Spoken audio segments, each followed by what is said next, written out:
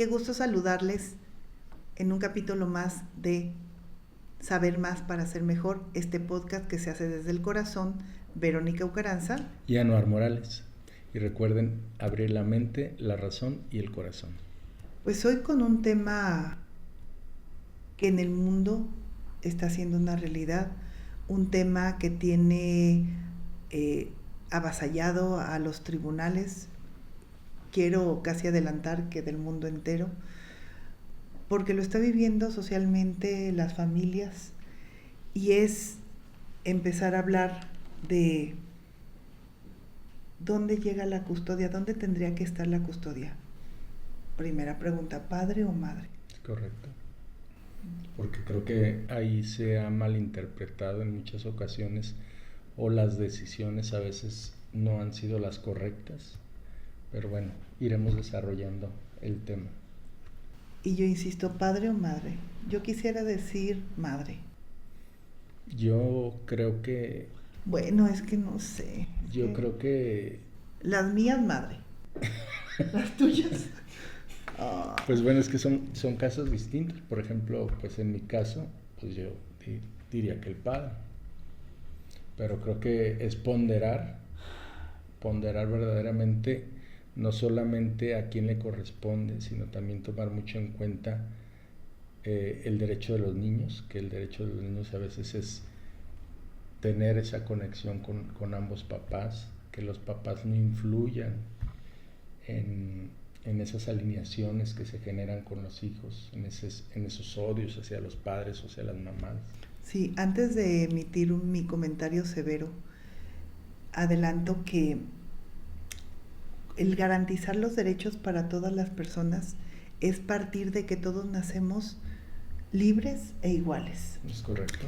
Y que a partir de eso entonces los derechos son para todas las personas. Y entonces que no debe de haber ninguna distinción en raza, en color, en sexo, en género, en edad.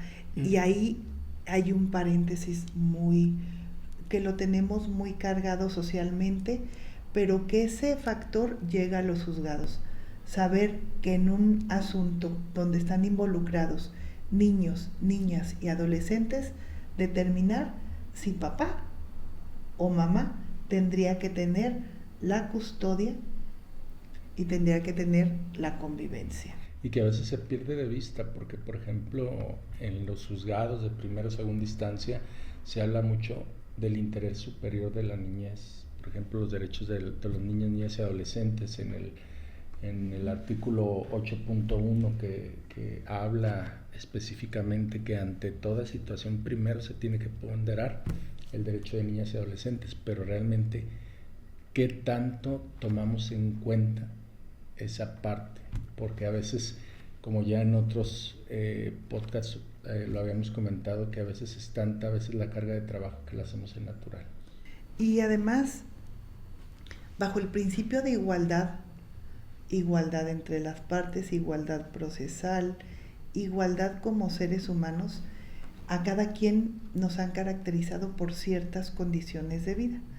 De pronto yo pudiera decir que las mujeres tenemos un instinto materno, que somos quien en nuestro vientre trajimos al bebé por muchos meses hasta que nació, que a lo mejor tú no sentirías esa maternidad que yo siento, que el corazón me sigue palpitando como cuando yo tenía a la niña en la cuna, que cuando mi hija de 20 años no llega pronto a casa, es decir, pero a lo mejor tú lo vives de otra forma, pero eso que es tan natural, ¿cómo lo hacemos en los juzgados? ¿Qué es lo que importa? No. ¿Cómo se tiene que resolver en los juzgados? Que hoy entonces, imagínate, es sumamente delicado que yo pueda decir entonces que todos los asuntos tendrían que ser para la mamá. Y lo dices muy certeramente, porque hoy en los asuntos que día con día nos encargamos de resolver, de generar, nos damos cuenta cómo hoy en día también ha aumentado de una manera positiva el tema del cuidado de los padres. Y la participación. Y la participación constante, que los papás hoy si yo digo, es como decir que todos los hombres son malos, y pues creo que sería un error, ¿no? Creo que en esta sociedad, como le he dicho, tan falta de valores, creo que ha cambiado mucho también los roles, y yo creo que en esta coyuntura también los padres se han empezado a involucrar en los temas y cuidados de los hijos. Y entonces partamos de cómo se puede proteger, respetar y garantizar. Proteger, papá y mamá lo puede hacer, ¿estamos de acuerdo? Claro. Pero entonces, ¿cómo podemos hacer que se respete? A través de esa garantía en una sentencia. Una sentencia va a ser, puede ser tan favorable a las partes, pero puede ser tan falta de sensibilidad en otros casos. Claro. Y pongamos uno de los ejemplos que tantas veces nos ha tocado leer. Aquel donde papá va por los niños o las niñas a sus hijos el fin de semana, se los lleva y ya no se regresan. O igual mamá va por ellos, la custodia la tenía papá y entonces se los lleva y ya no los regresa. Y entonces porque empiezan a involucrarse varios temas. Empiezan los procesos legales, empiezan las asistidas a los tribunales, la interposición de recursos, pero esos recursos que llevan a las partes a ser tan tardío una sentencia, tan tardío que el juez pueda resolver, que ya cuando se resuelve ya pasaron 5, 8, 10 años. No, y cómo a veces también ese retraso que se genera en los juicios también es porque los padres usan a los hijos como moneda de cambio. Eso es cierto. Entonces, partiendo de padre o madre, yo quiero decir que aunque yo inicié ahora sí abonando hacia las mamás, no menos es verdad que en los últimos años el estudio del asunto, del contexto, nos lleva a determinar que a veces es mamá, pero a veces es papá. Y esa parte es sumamente interesante. ¿Por qué? Porque los derechos tendrían que ser tan adaptables a la persona que es como si fuera un traje a la medida. Ese traje a la medida que en este caso estamos hablando de niños, niñas y adolescentes, donde tendríamos que ver ese interés superior. ¿Qué implica el interés superior? Ver su edad, su madurez, su estilo de vida. Si es primera, segunda, tercera infancia. Sí, según la etapa de desarrollo que se encuentre, el respeto en su vida. El apego. El apego, el estado de riesgo. ¿Cuál es el riesgo que le estamos haciendo al niño o a la niña al separarlo del lugar donde estaba acostumbrado a estar? ¿Por qué? Porque era su lugar seguro, porque generó vínculos afectivos. Y entonces aquí regresaríamos a decir, papá o mamá pueden ser tan aptos para tener la custodia de un niño o de una niña. Más aún, por eso hemos insistido últimamente en las custodias compartidas. Correcto. Esta custodia compartida, que no nos estamos peleando el niño, porque si peleáramos ahorita con un muñeco, tal vez le sacaríamos un bracito al muñeco o le arrancaríamos una extremidad. No, y creo que aparte del generar esa custodia compartida, bueno, ya hemos revisado algunos referentes, como nos dicen que crean en el niño pues esa seguridad, sí, que no sean introvertidos sino extrovertidos, que se puedan desarrollar en una sociedad, porque generan esa seguridad por parte de la familia extendida. Y hablamos de la familia extendida, que no solamente es el papá o la mamá, sino los abuelos, los tíos, los primos. Sí, y fíjate cómo ese derecho del que hemos hablado en muchas ocasiones, el derecho a la vida, sigue en este momento garantizándose. Si papá y mamá no lo garantizan, la sentencia que emitan los tribunales, ya sea un juez, ya sea un magistrado, tiene que ser de tal calado, de tal condición, que verdaderamente dé la posibilidad de hacerle ese traje a la medida. Tal vez el niño llegó con un chaleco a la mitad y entonces esa sentencia tendrá que completarle el traje que le proteja, que le respete y le garantice una vida digna, que por cierto el círculo de vida le esté garantizado pero no desde solamente un espacio, Claro. sino que si está con mamá, tendrá que tener ese abordaje necesario desde una sentencia para que pueda ir a visitar al cónyuge, o nosotros le decimos pues al progenitor no custodio.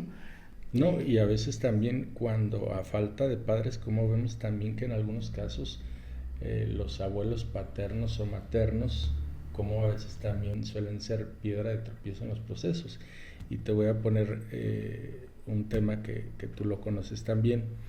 Llega un asunto donde una pareja de jóvenes se junta, los jóvenes tienen una bebé, la mamá fallece en el parto,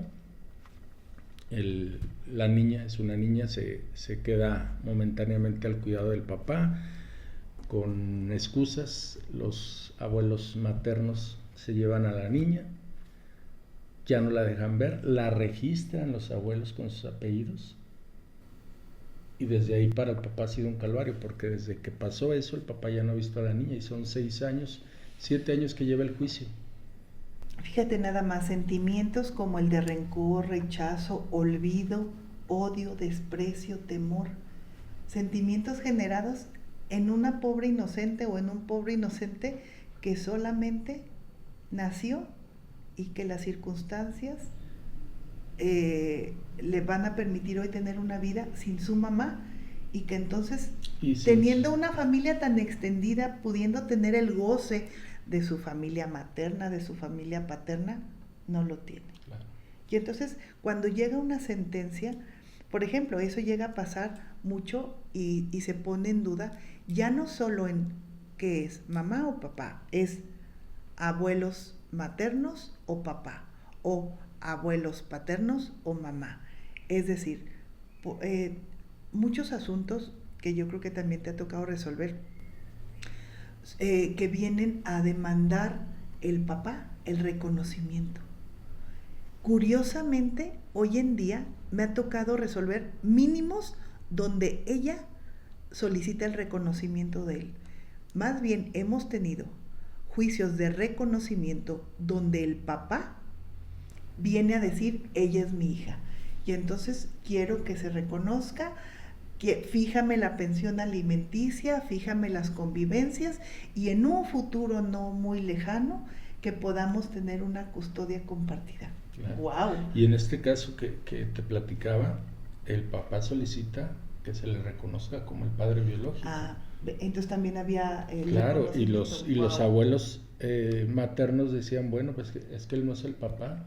Bueno, no creo que alguien en su sano juicio fuera a meterse en un tema de un juicio para reconocer una criatura que no fuera de él. Y dicho sea de paso, pues hoy tenemos muchas pruebas, incluso es una prueba científica de ADN, donde se determina si el papá es verdaderamente el papá biológico, o quien dice ser el papá es verdaderamente el papá biológico del niño o de la niña. ¿Y eso qué implica? Trae implicaciones de toda la naturaleza, no nada más es decir yo soy el papá, es el acta de nacimiento, es la armonización de todos sus documentos, son las visitas, son que tú hagas lo propio, porque también en alguna ocasión yo recuerdo de los primeros reconocimientos, por ahí alguien había solicitado el reconocimiento de la paternidad y decía, pero se quejaba de que sí estaba bien que había sido el papá en la sentencia, pero que se le hacían muy altos los alimentos. Pues, ¿qué se le ocurría?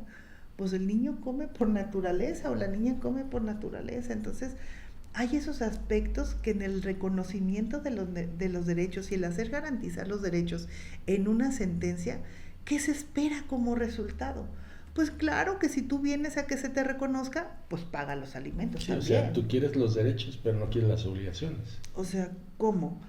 De ahí que hoy queda no como disyuntiva uno u otro. Creo que ambos, hoy bajo el principio de igualdad del estudio de contexto, nos permite decir que mamá, papá, abuelos maternos, abuelos paternos pueden tener hasta este momento en algún contexto determinado, la posibilidad de tener una custodia. El primer asunto de custodia que yo resolví y que se me hizo muy cruel en ese entonces, yo estaba de jueza en Tlajomulco, eran 6 niños, van en carretera, mueren los papás en el accidente, los niños se habían quedado en la ciudad. Entonces, entre el trámite del fallecimiento, una familia se queda con 4 niños y otra familia se queda con 2 niños. Y me los llevaban ahí.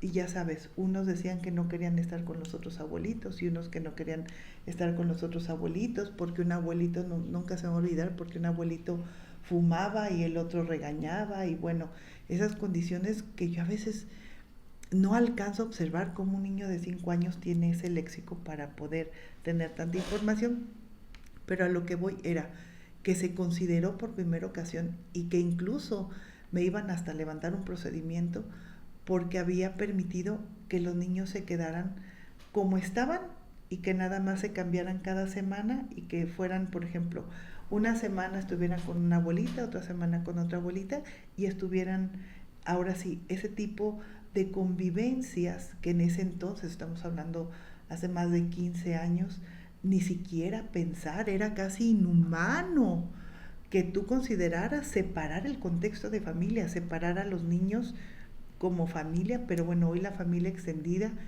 viene a generarnos que los abuelos tienen una participación. Por tanto, pues hoy la guardia y custodia, la convivencia, no puede entonces bajo ningún motivo quitársela ni a mamá ni a papá, ¿verdad? Es correcto, a menos de que por causas ajenas, como ha pasado Sí, el sí, fallecimiento claro. de los padres o el fallecimiento de alguno de los padres, que pudiera ser la custodia compartida con los abuelos, ¿no? Y que el estándar de riesgo aquí, insisto, debe de ser sumamente importante. Porque otro punto que tenemos que poner en la mesa es cómo los hijos en un momento determinado pueden ser moneda de cambio.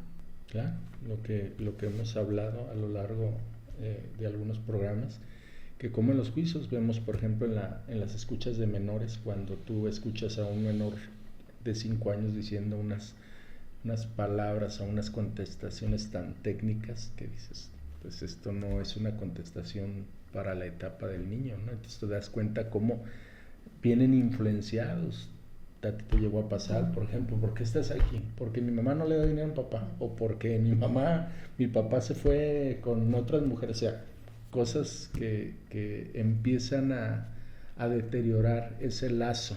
Y cómo lo que tu vida y mi vida nos ha dado en, en, este, en este tiempo o en este ciclo de vida.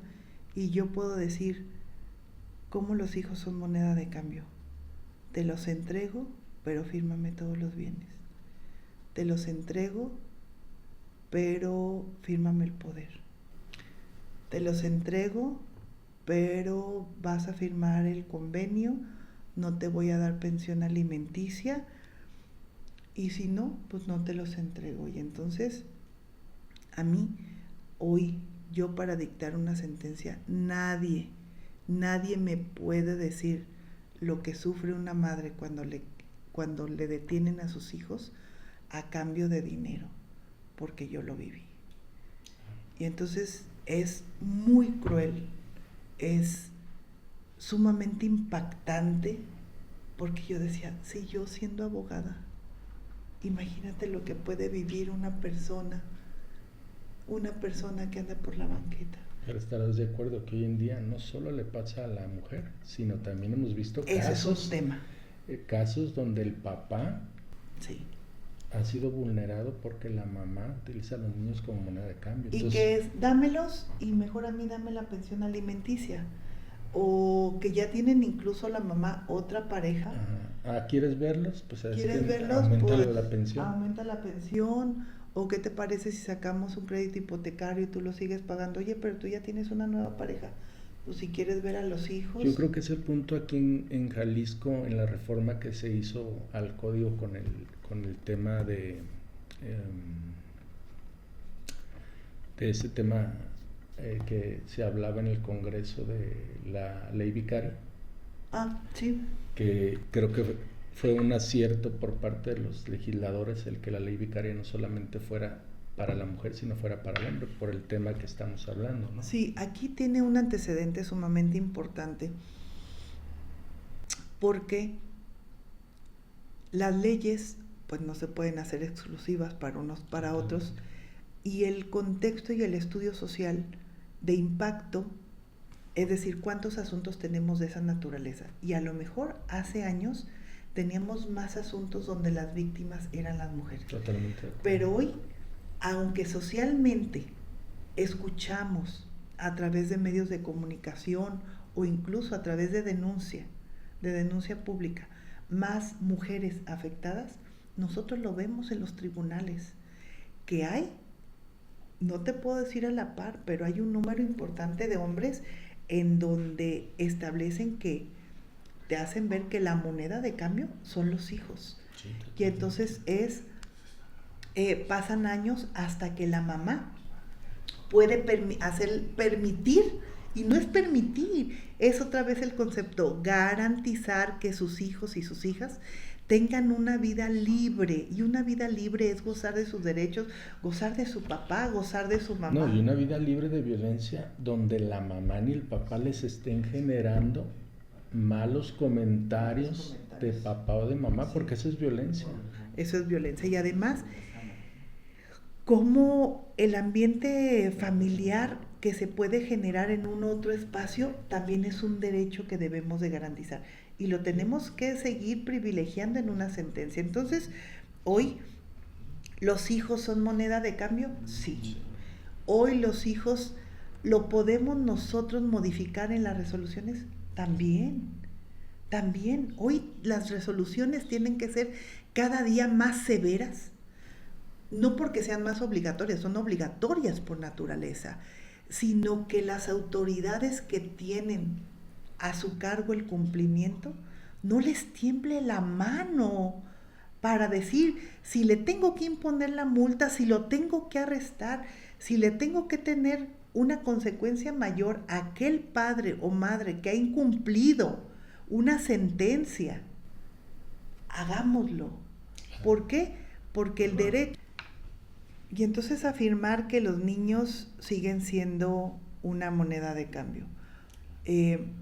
Que hoy la propia resolución dictada por un tribunal, cualquiera que sea su naturaleza, tendrá entonces que tener las bases, los lineamientos, y alguien diría, entonces en una sentencia, ¿puedes poner tú con quién se va? Claro, claro que sí, claro que se establecen las resoluciones desde cómo, quién va a tener la convivencia, cómo se va a tener la convivencia, con qué padres se va a tener la convivencia, con qué abuelos cuando hay la ausencia de papá, de mamá, y que entonces las familias extendidas tienen derecho a convivir. Y que también entiendan, por ejemplo, en el asunto que te platicaba, donde efectivamente el papá biológico ha peleado durante estos 7 años a la niña y él pide, no la había visto ni y nada. Él pide la guardia y custodia de la niña. Obviamente el juez le dice que no le va a entregar la guardia y custodia, que solo le va a entregar las convivencias. Para esto hacen la escucha de menores, y yo pregunto, ¿qué tanto serviría la escucha de menores o no cuando los niños vienen alineados? Por ejemplo, en la escucha de menores la niña dice que le preguntan quién es fulanito de tal, que es el papá biológico, y dice, no, pues yo no lo conozco. Le preguntan por un adornito que tenía en su muñeca la niña, dice que se la regaló su mamá, que está en el cielo, bla, bla. Y le preguntan que si su mamá tenía esposo, y dice sí, pero se casó con otra mujer. Entonces nos damos cuenta cómo la niña, la visión que tenía del papá se vino abajo, esa visión de tener esa emoción de tener un padre protector, un padre que viera por ti, pues se vio desvanecida por comentarios que dolosamente algunas personas hacen. Algo que me viene a la mente ahorita que estabas platicando ese tema, por eso, insisto, las autoridades tienen el deber de garantizar el ciclo de vida de acuerdo a su necesidad. Aquí la necesidad de la niña o el niño es de seguridad.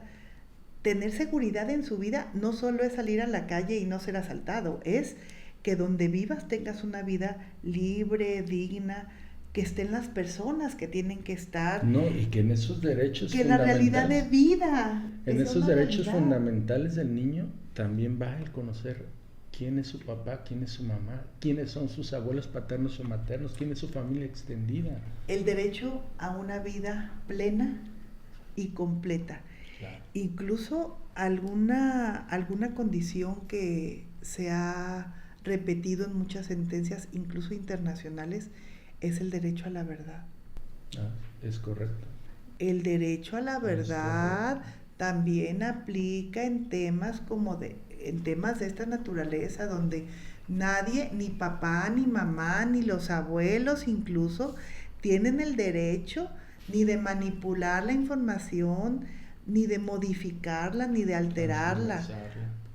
¿Por qué?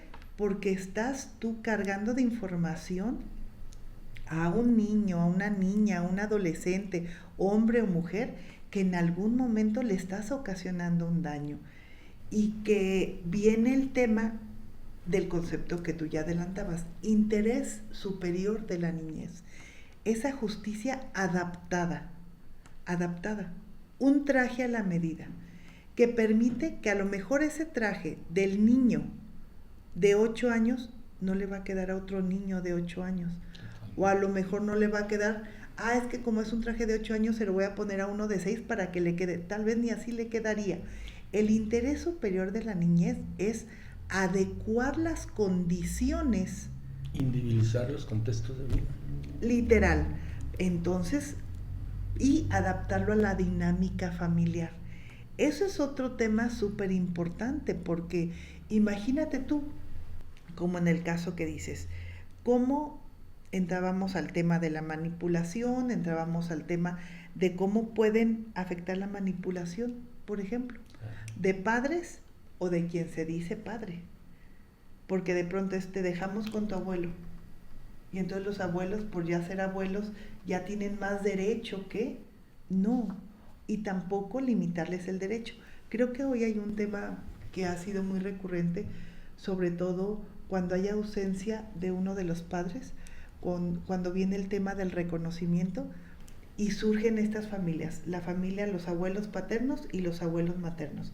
¿Hasta dónde tendrían derecho ellos de participar?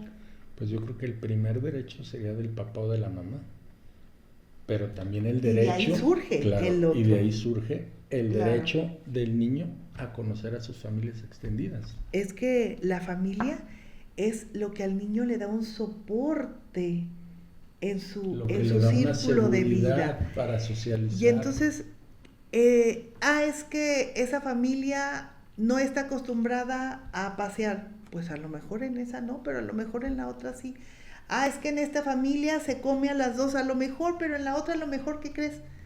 Ni se come, a lo mejor nada más se hace un brunch. Y eso está mal. Son contextos de familia. Y entonces en muchas ocasiones eso también se ha puesto en las mesas, sobre todo en los juicios, donde parecería en qué momento un padre se convierte en manipulador, o una madre en qué momento se convierte en manipuladora hacia sus hijos. A veces es muy notorio, porque ahí entra la siguiente pregunta. ¿Que sería el abandono temporal o el derecho a divertirme? Sí. O sea que yo no puedo dejar a mis hijos de 2 y 4 años, o de 10 y 14 años, y me voy en la noche, ¿verdad? Y me voy en la noche a divertir. A divertir, porque además yo tengo derecho de salir a divertirme. O sea, ¿no quieres compartir la guardia y custodia? Porque sientes que es tuyo solamente el derecho, pero sí de abandonar temporalmente a tus hijos para... Y los pones en riesgo. Claro. Hoy en día hemos tenido... asuntos de niños encadenados. Que se tomaron medicamentos, que el niño de 6 cuida al de 4. Que se incendió la casa. Es muy delicado. Que es sumamente delicado. Y hoy es más recurrente. Totalmente. Hoy es más recurrente encontrar niños en abandono, en donde estaban bajo la custodia de mamá y, por cierto, había un juicio de por medio. De ahí que es doloroso, sí es doloroso, porque entonces la pregunta inicial hoy nos empieza ya a matizar que no todos los asuntos son iguales y que entonces yo no tengo derecho a salir a pasear. Pues sí tengo derecho a salir a pasear, pero el derecho primordial cuando soy madre y tengo la custodia de mis hijos, pues es el cuidado de ellos. Es que tengan lo propio, que estén seguros, que esté garantizada su seguridad, su vida, su alimentación, porque precisamente antes que mi derecho está el interés superior de la niñez. Y en eso consiste también, no nada más en las autoridades que tengamos que ver cuando se trata de un niño. Es que eso le corresponde a las autoridades. No, también le corresponde cuando se habla de custodias, cuando se hablan de convivencias, cuando hay condiciones no tan sanas en esa dinámica familiar. No, y de hecho la ley dice que el Estado está obligado a velar por la integridad del interior superior de la niñez, pero el Estado no solamente habla del Ejecutivo, del Legislativo, enfoca a todas las autoridades que les concierne velar por ese derecho. Y creo que en algunas ocasiones se ha perdido de vista con algunas instituciones totalmente. Sí, estoy de acuerdo, y sobre todo cómo la importancia que tenemos que buscar desde los espacios de justicia, por ejemplo, el soporte de las familias extendidas. Que no es malo, que es que a mí no me gusta fumar y su abuelito fuma. Entonces, y por eso no quiero que vaya y lo visite. O a veces son esas conductas que en mi parecer son insanas o inadecuadas. Entonces hay un sesgo tan marcado que podemos tener los alumnos, cuando somos alumnos, que decimos mi maestro, pero en el caso, cuando estamos hablando de niños en un seno familiar, alcanzamos a notar en qué momento es insano, Claro. o en qué momento es inadecuado, en qué momento ¿En qué será momento para ti, causa un menoscabo? en qué momento causa un menoscabo. Entonces yo creo que ahí entraríamos a otro tema, pero yo creo que lo que hablas a veces de los contextos de vidas de las familias, ya sea la familia extendida por parte de la mamá o del papá, yo creo que también a veces son cuestiones de diálogo, ¿no?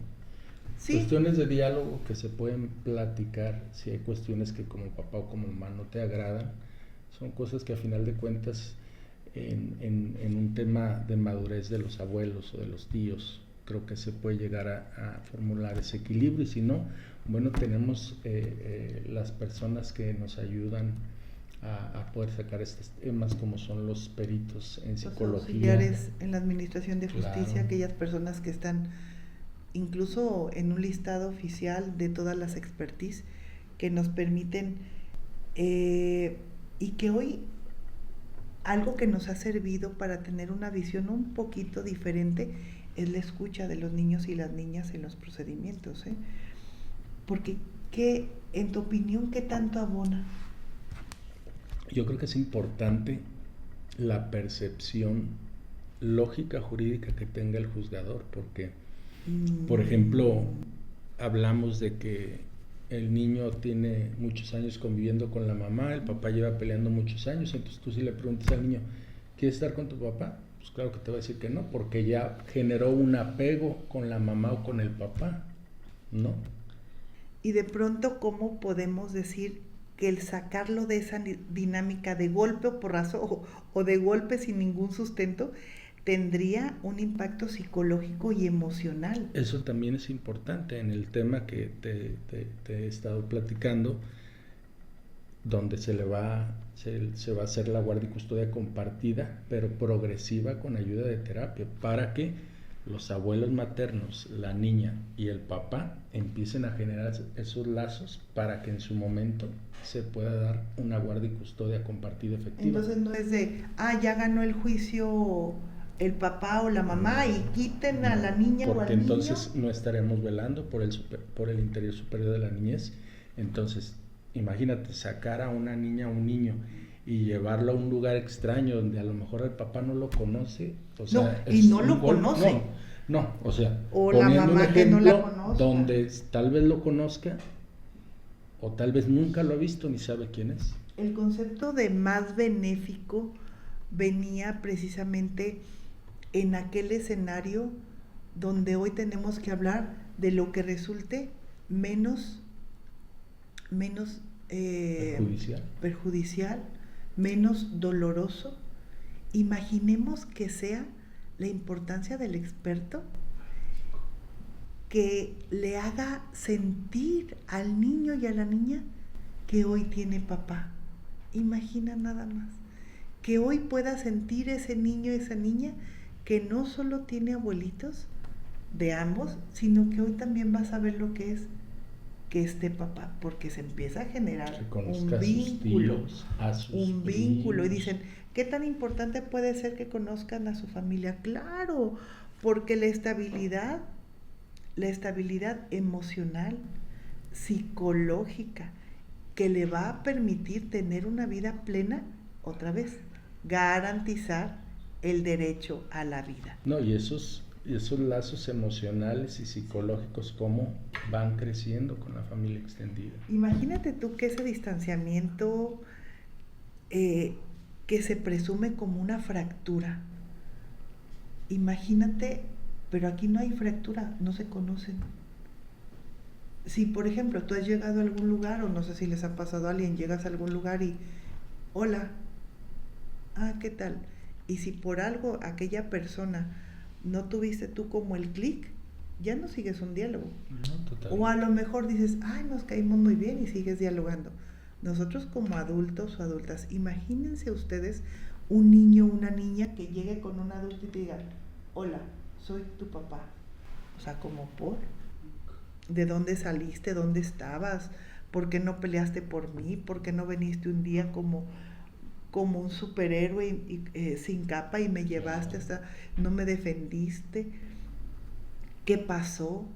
Y entonces incluso ese tipo de resoluciones, creo yo, que debe de tener un componente adicional, que es el manejo de cómo se dice que va a ver a su papá o va a ver a su mamá. Eso es muy importante, porque se va a tener que establecer entonces qué se tiene que hacer en esos casos, después de haber escuchado al niño.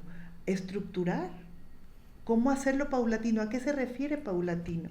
Pues que sea progresivo, que sea con la ayuda de un terapeuta, donde el terapeuta genere las condiciones para que ese lazo del niño, la niña, el adolescente hacia el papá o la mamá que no tenía la guardia y custodia compartida, se empiece a generar ese lazo de confianza, y que el papá la mamá y el niño empiece a generar esos lazos, se empiecen a conocer y se den cuenta que a lo mejor, si por alguna razón donde estaba le generaron una idea equivocada de quién era papá o mamá, pues se desvanezca, ¿no? Yo me acuerdo un concepto que me causaba y me causó mucho impacto, es el estudio del apego. ¿Cómo podemos tener un apego a una persona en nuestra adultez? Y regreso a esta línea de vida. Ahora imaginemos a un niño que ha vivido a lo mejor 8 años en un espacio, en un lugar que se siente seguro, y que de pronto, de la noche a la mañana, no se puede ir a dormir a una casa. Entonces tendrán que establecerse días y horas para las visitas, dinámicas especializadas en los horarios de visita, preguntas adecuadas, incluso hasta forma de vestir de el adulto o los adultos, porque aquí viene la otra parte de resistencia al cumplimiento de las sentencias.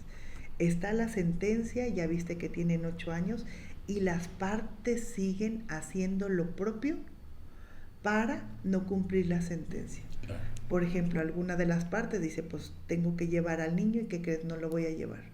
Voy a presentar un amparo, después voy a solicitar una suspensión. Una nulidad de actuaciones. Una nulidad de actuaciones, y entonces si ya tenía 6 años, el asunto va a durar otros 4 años. O sea, casi que el niño ya no va a ser niño cuando se tengan las convivencias, va a ser un adolescente, que entonces imagínate tú a los 13, 14 años, porque ya va a saber, ya va a escuchar que hay un pleito con respecto a... Por eso, la escucha que se hace de los niños, las niñas o los adolescentes permite darte el pulso, ese toque fino a quienes podemos dictar una sentencia y decir en qué contexto, porque hoy, más allá de decir si estaba o no el niño alineado, que tenía información que de acuerdo a su edad era imposible que lo hubiera obtenido de forma unilateral, que es información inducida, más allá de eso, que ya no tendría que ser materia de sentencia, sino que la sentencia hoy venga a resolver, a decir, a ver, ya no es posible que tú generes rencor, prevengo para que omitas, para que te abstengas de palabras de rechazo, de olvido. Fíjate cómo el olvido, el odio, el desprecio. Me encantó un documento, no sé si alguien ha tenido oportunidad de leerlo, aquel que hablaba de reparación del daño con perspectiva de género, en donde este concepto del olvido, me hago referencia a aquel que era el del dolor.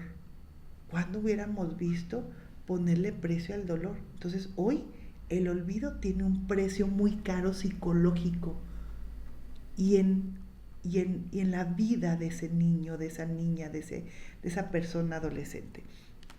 Porque más allá, aquí es donde surge un puntito de esperanza, que en muchas ocasiones puede ser la familia extendida. Claro.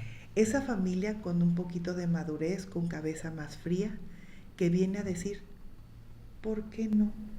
¿Por qué no puede ver a papá? ¿Por qué no puede ver a mamá?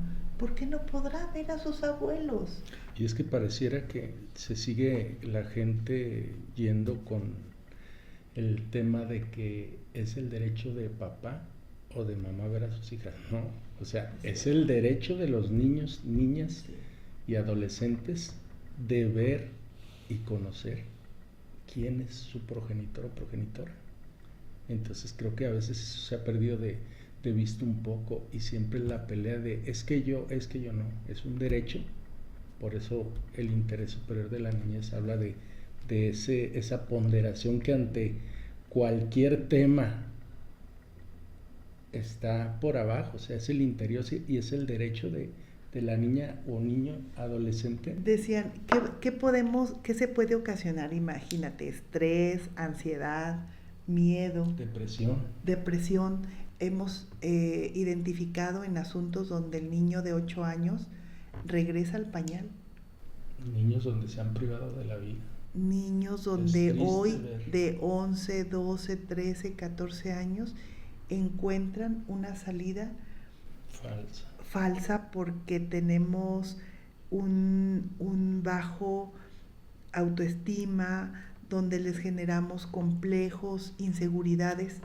Por eso cuando hablamos que el desarrollo físico, cognitivo, emocional tiene nombre y apellido, claro, tiene una reacción real. Y hablando de temas que rápidamente diré uno, si nosotros pensamos en tener niños sanos a través que conozcan a papá, que convivan con papá, o que conozcan a mamá, que convivan con mamá, con abuelos, tíos y demás, tendremos adultos sanos. Los niños que ahorita, hoy, estamos tratando de resolver sus vidas en una sentencia, ¿no has pensado que en 20 años serán una parte productiva de un país? Claro. O sea, que en 20 años ellos tendrán casi 30, y que entonces, ¿qué niños tendremos? ¿Cuántos niños resolvemos sus asuntos a la semana? Pensemos. ¿Qué te gusta? en un poder judicial, no sé, vamos poniendo un número, al mes en todos los asuntos, 500 niños, pensemos 500 niños, al mes 500, al año, o sea, estamos hablando de números muy severos, 6,000. ¿Qué área productiva de niñez estamos generando para un futuro? Adultos con heridas emocionales, inseguros, con un grave daño cognitivo, emocional, depresivos, con ansiedad aguda. Y que todas esas situaciones siguen abonando no solamente a resolver temas de niñez y de adolescencia, sino también cómo vemos que ha aumentado los temas de divorcio. Y entonces tenemos dos factores así diferenciados: aquellos que están en juicio, aquellos que ya pasaron por juicio en ese segmento, y aquellos que se supone que viven en familia. En todos ellos, el interés superior de la niñez aplica e implica que puedan tener una vida libre, una vida con las personas, con papá, si lo hay, con mamá, si lo hay, y con familias extendidas. Pero pregunto yo, hoy en día, ¿podemos tener también abuelos superhéroes o villanos? Claro. Hemos tenido resoluciones donde fallecen los papás y hay abuelos, tanto maternos como paternos, que han llegado a buscar que el niño tenga exactamente ese equilibrio emocional, que se sienta seguro, que se sienta feliz, con un desarrollo íntegro.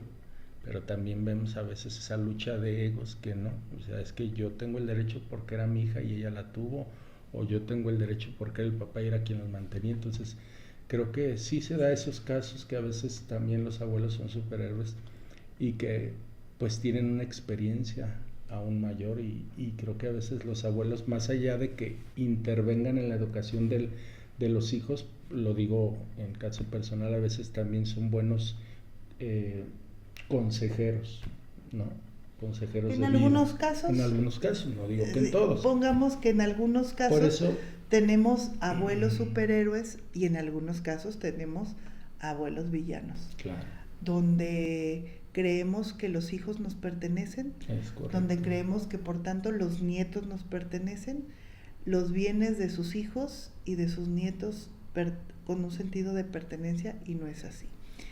Es decir, hoy en día el contexto familiar que surge de un núcleo, dos personas, y que lo que está alrededor es necesario, sí, pero la decisión inicial surge de papá y de mamá, y por tanto privilegiando un concepto de igualdad.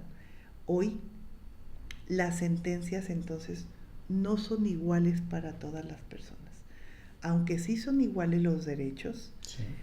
La aplicación normativa o la aplicación ya en la práctica no es igual. Es decir, no decretamos igual una custodia. Algunos los ponemos sábados y domingos, por ejemplo, una custodia compartida que se vayan sábados y domingos, o en algunas familias se ha constituido esa dinámica de la mamá lo lleva a la escuela, el papá lo recoge de la escuela, lo lleva a sus actividades extracurriculares y lo deja en la noche. Otras dice, es que el papá trabaja en la noche. Ok, entonces el papá sale de trabajar, va por el niño, lo lleva a la escuela, la mamá lo recoge. O sea, ¿eso se puede lograr? Claro que se puede lograr. Inicia a veces con un acuerdo de voluntades o en una sentencia, porque se observa la posibilidad en tiempo, la posibilidad incluso a veces hasta económica, claro, la posibilidad que el niño tiene incluso de desarrollo académico, extracurricular, que hay niños que tienen toda la semana con actividades extracurriculares diferentes, y muchas las paga mamá, muchas las paga papá, o muchas solamente las paga papá, o incluso, ¿por qué no decirlas? Muchas el papá no quiere y la mamá lo lleva, o viceversa. Y entonces yo creo que el hecho de ir marcando la diferencia es, ¿todos los niños son iguales?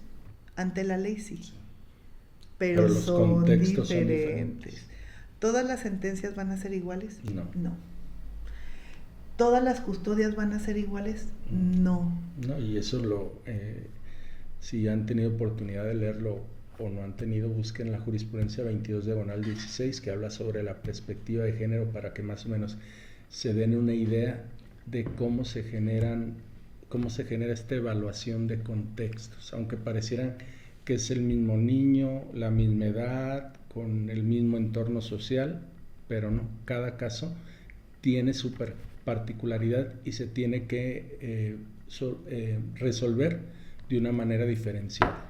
Y cuando se trata de niños, niñas y adolescentes, tenemos que ver esas características de apegos, las características de contexto, las características familiares, pero sobre todo debemos nosotros de mantener la conservación del núcleo familiar. Esto no quiere decir que, pues es que ya vivió con ellos 8 años, sí, pero no fue correcto. No era lo correcto porque esa familia nunca permitió que tuviera el contacto con una diversa familia. El contexto familiar es todo lo que involucra a la familia. Familia paterna, familia materna. Es decir, ambas familias, lo que constituye el concepto de familia, tendrá que ser hoy en día la noción para que cuando toque resolver a quien juzga, lo tome en consideración.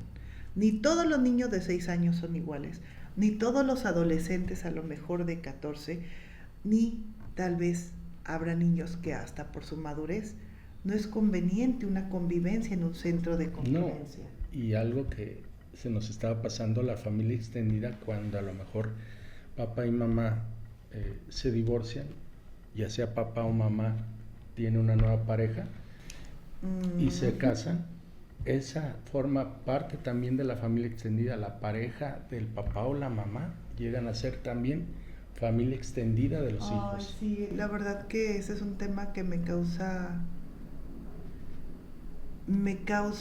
una impresión muy especial, porque pues yo soy parte de una familia y también de una familia extendida, a mucho honor y mucho orgullo y con mucho cariño.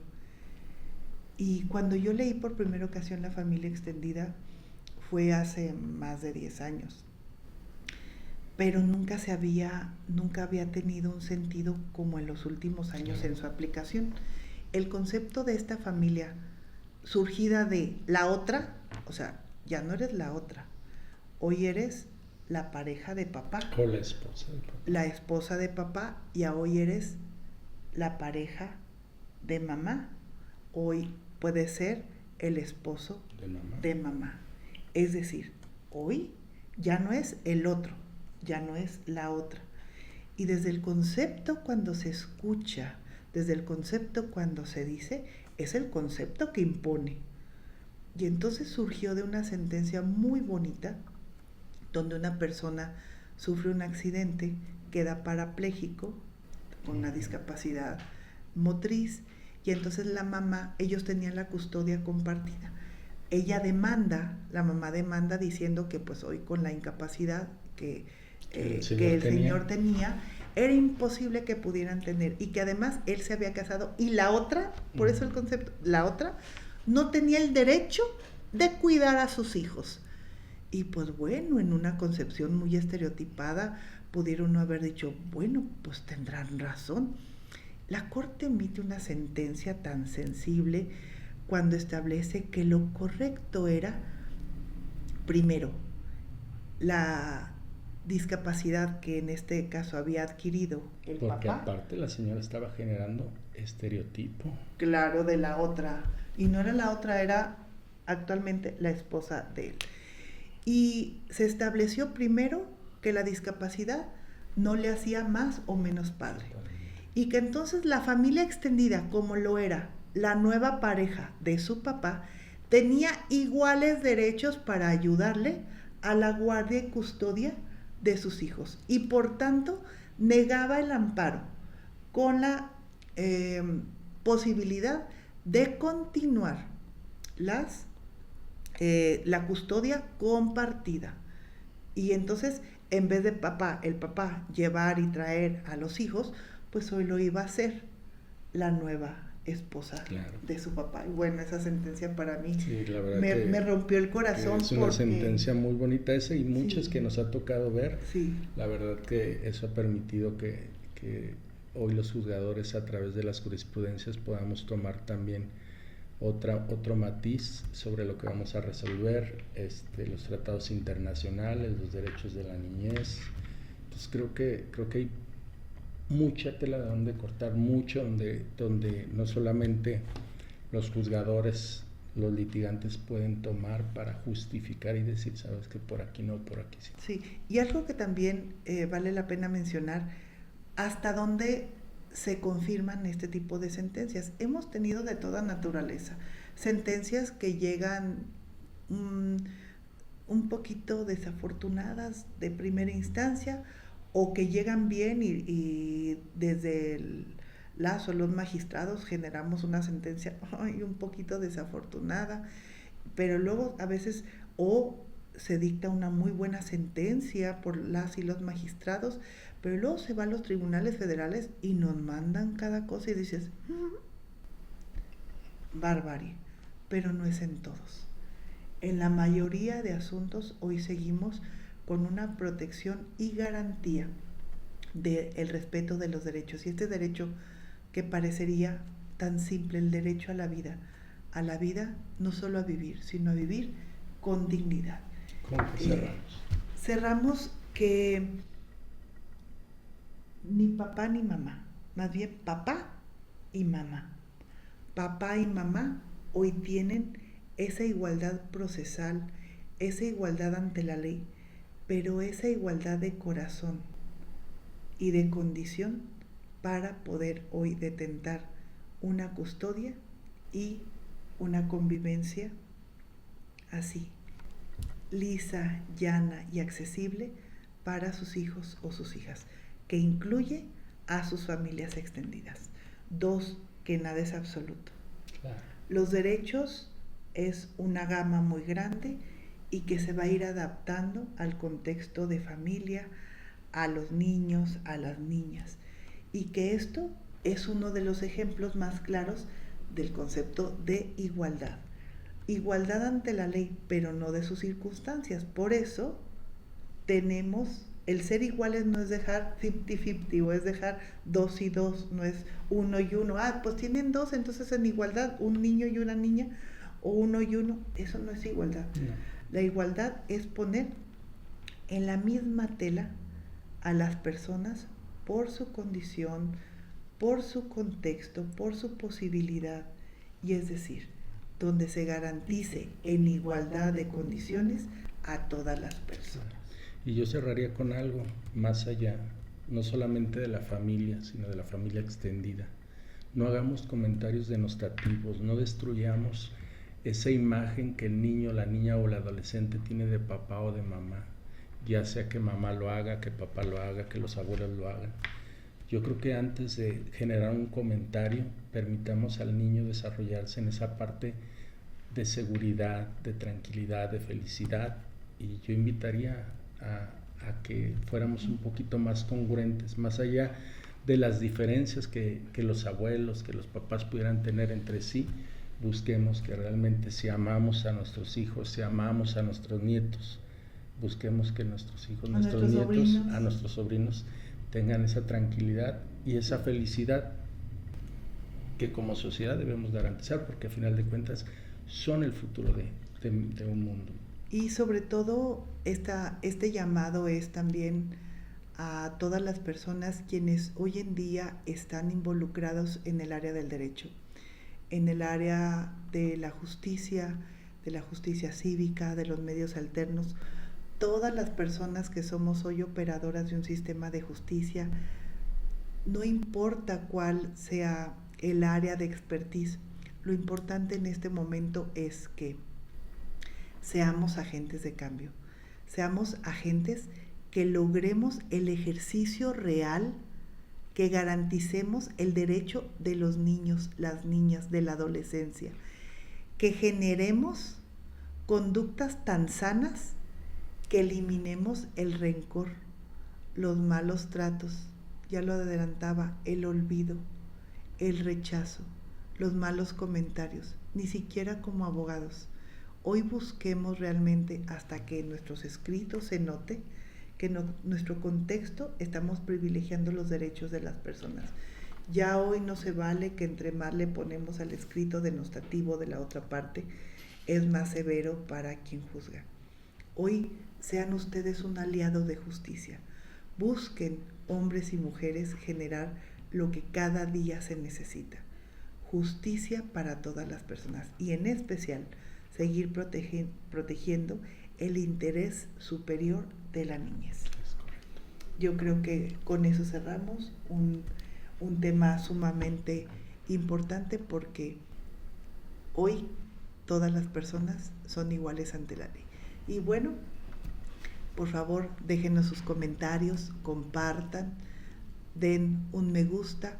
Esto es un podcast que se hace desde el corazón, para que los derechos se conozcan y los tengan en su canasta básica. Es decir, el día que lo ocupan, lo toman y lo tienen a la mano. No, y que también nos comenten qué otro tema les gustaría que abordáramos. Imagínate ver el tema de alimentos, el tema de la proporcionalidad, cuánto será lo justo que me des, claro, en porcentajes, cuando no hay un trabajo fijo. A lo mejor sería un buen tema para los siguientes. Escríbenos, estaremos esperando tus comentarios. Saber más para ser mejor es un podcast que se hace desde el corazón. Verónica Ucaranza y Anuar Morales. Abre tu mente, la razón y el corazón. Nos vemos en la próxima.